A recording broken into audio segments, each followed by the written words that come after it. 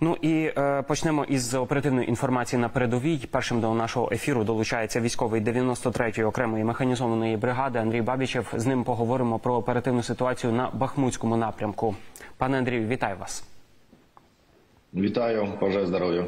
Дякуємо, що долучились до нашого ефіру. Власне, насамперед розкажіть, будь ласка, яка зараз ситуація на вашому напрямку? Хочу сказати, що вже пару днів лінія фронту не двигається. У нас був успіх на Кліщівки, Андріївки та Курдюмівки. На цих напрямках ми пройшли вперед.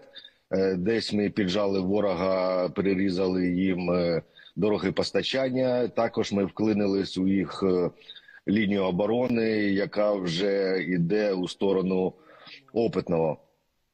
То зараз трошки все приглушилось, не тільки за того, що ворог постійно підтягує свої резерви, саме людські, але дуже заважає це погода. Навіть зараз у нас іде дощ, плюс 2 градуса, і, як ви гадаєте, хлопці зараз саме на передовій на нулі, у посадках, і дуже холодно, мокро, і дуже важко вести атакувальні дії, а також при дощі це заважає для нашої аеророзвідки та для бойових безпілотних апаратів. То вже кілька днів лінія фронту стоїть, хоча ініціатива на цьому напрямку саме на нашому боці, і ми все робимо для того, щоб підготувати, для того, щоб ще зробити ривок та ще пройти вперед.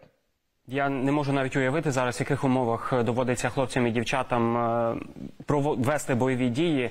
Ви згадали також про бої під Кліщівкою.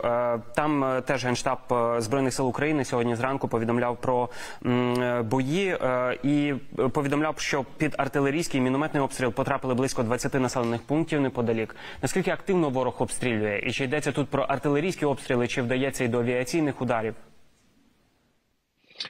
Хочу сказати, що ворог сильно обстрілює саме лінію фронту з артилерії, а ближайші селища та міста він обстрілює РСЗВ, це гради, а також авіаційними бомбами, фабами, то дуже щільно обстрілює саме мирні селища, які знаходяться навколо лінії фронту.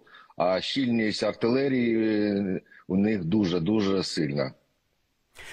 Власне, також про те, що планує ворог. Чи можна говорити про те, що зараз він на етапі переозброєння, перелаштування для спроб майбутніх штурмів? Чи відомо щось про це? Я б не сказав, що вони там щось думають, щось нове. Важку техніку ніхто не використовує, не з нашої сторони, не з той, бо це така ціль, яка в першу чергу влучають в неї. То тільки піхота, а щось придумати нове з піхоти – це тільки мужність та мотивованість бійців. Цього у нас достатньо, у ворога, я гадаю, що це набагато менше. З приводу іншого нюансу роботи військових, Міноборони дозволило списувати втрачене у бою військове майно за спрощеною процедурою за 2 тижні замість 6 місяців. Про це зазначається на офіційному сайті Міноборони.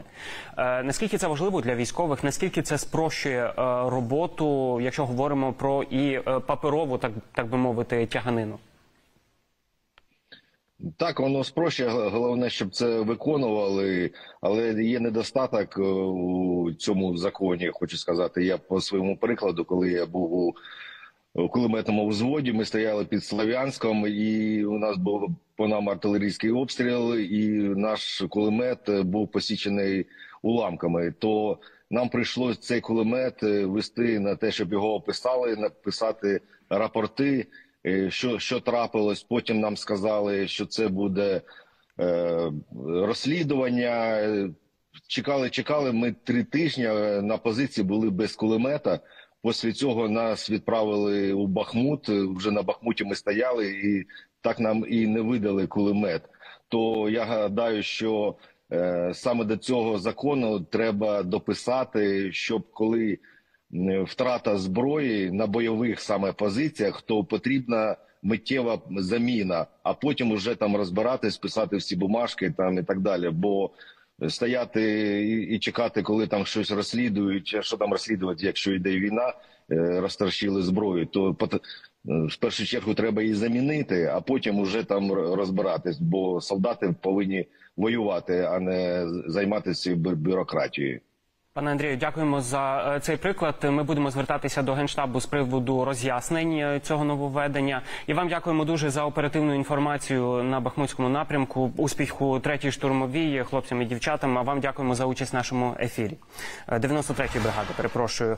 Андрій Бабічев, військовий 93-ї окремої механізованої бригади, був з нами на прямому зв'язку, розповів про оперативну ситуацію на Бахмутському напрямку.